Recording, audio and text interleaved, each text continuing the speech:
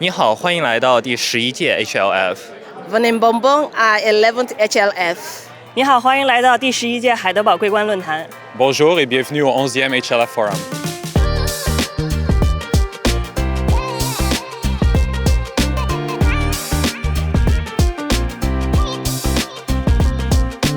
Hello and welcome to the 11th Heidelberg Laureate Forum from us too. I'm Marianne Freiberger, originally from Germany. And I'm Rachel Thomas, originally from Australia.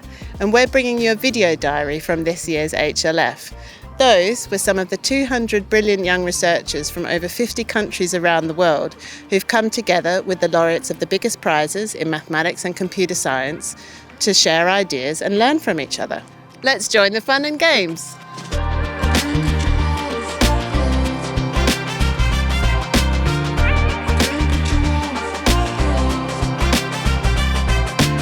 I'm here with Anna Wienhard, who is the scientific chairperson of the Heidelberg Laureate Forum Foundation.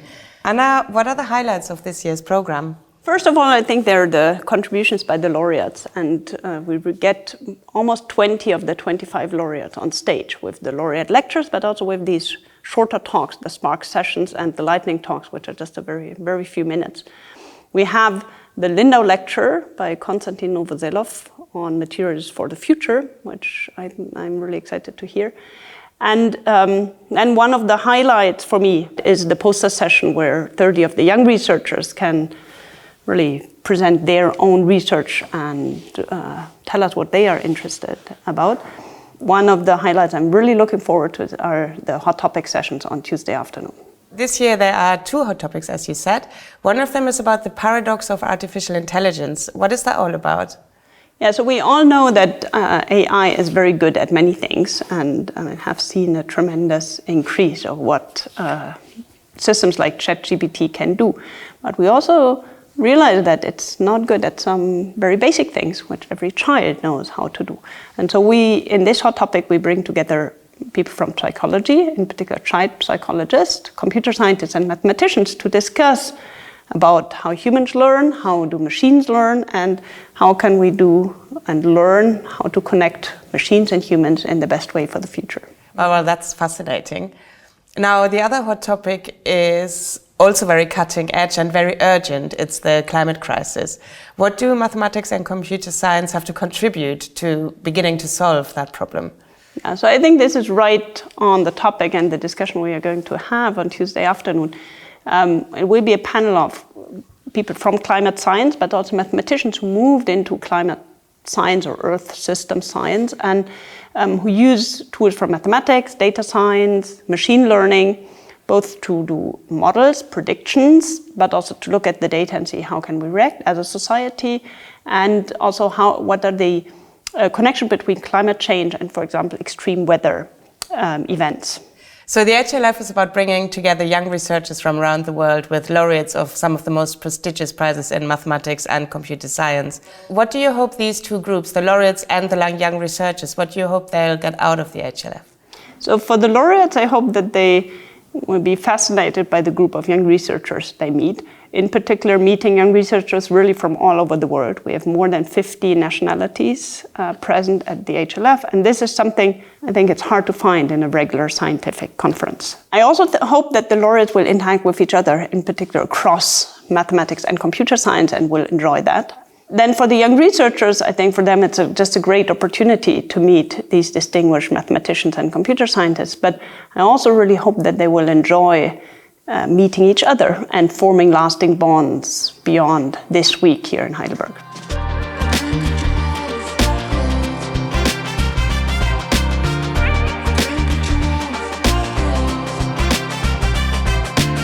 So what part of the program are you most looking forward to? The boat trip. Meeting the laureates because I wish to learn from them, especially from their stories and their experiences, and also networking with the other young researchers. It's something I look forward to. I'm looking forward to making new friends and learning from all the laureates.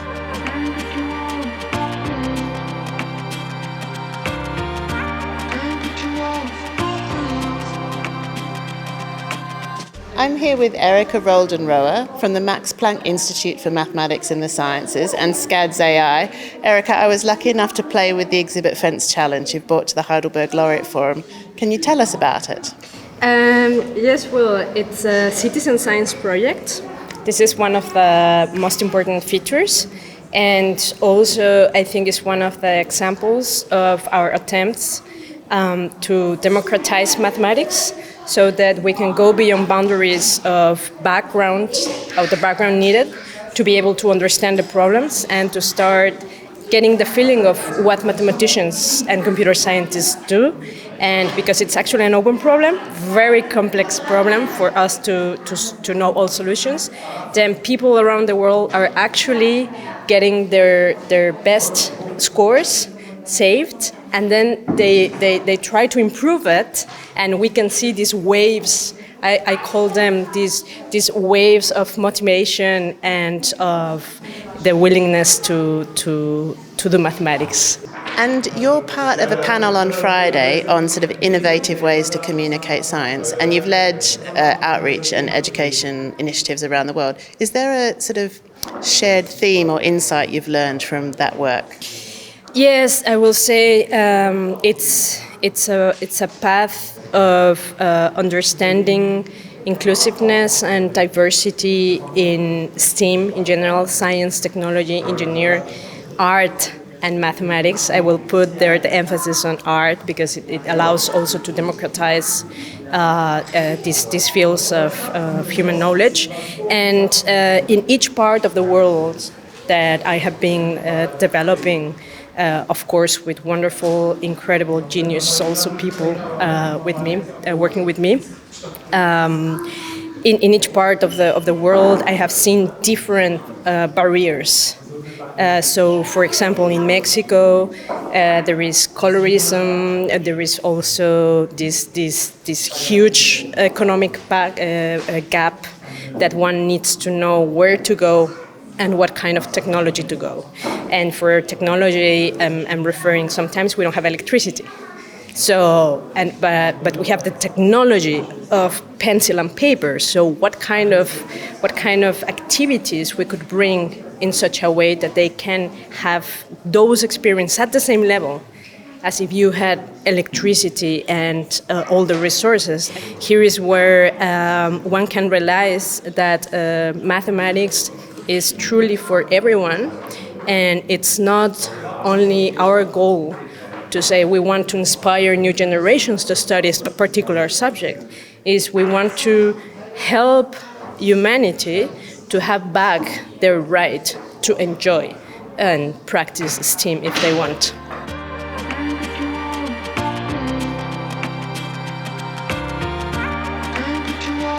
We're here with Michal Jex, Assistant Professor in Mathematical Physics at the Czech Technical University in Prague.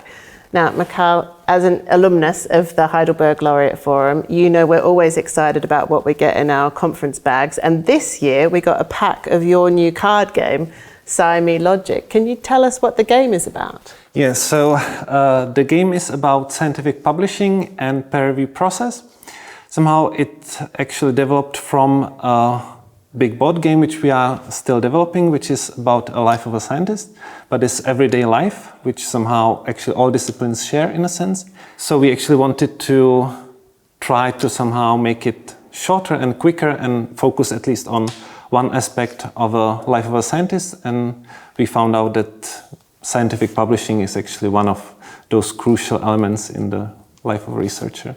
What motivated you to make a game that tried to give some sense of the life of a scientist? The original idea was actually a contribution to a competition, and the idea was the competition was during COVID, and I realized that very often scientists trust the results of other scientists, but we could actually during the COVID see that, for example, general audience were much less lenient to actually trust the opinions of experts. So I was thinking that maybe the reason why scientists trust each other is because all of them go through the same rigorous process and they know what kind of the general framework of their work is.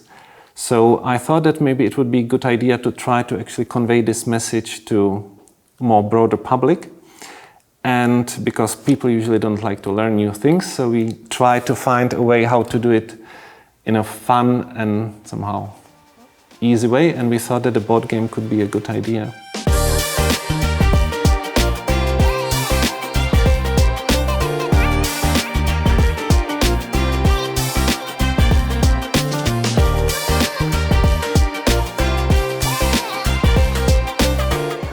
how did you enjoy the opening ceremony? Well, it's been a great start for the 11th Heidelberg Laureate Forum, and I really liked following the band, walking over to the party.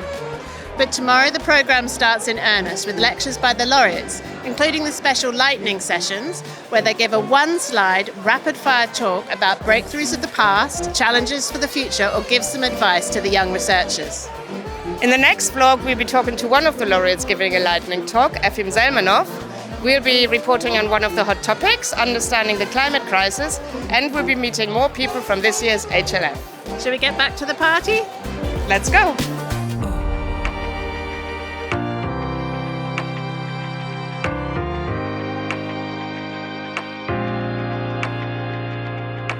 انتظرونا في الفلوج اللي جاي اسبوعكم بيضحك ያማረ ቆይታ እንዲሆንላችሁ እመኛለሁ ቆንጆ ዊክ नमस्ते अगले vlog का इंतजार कीजिए Stay tuned for the next vlog. Have a fun and exciting week ahead.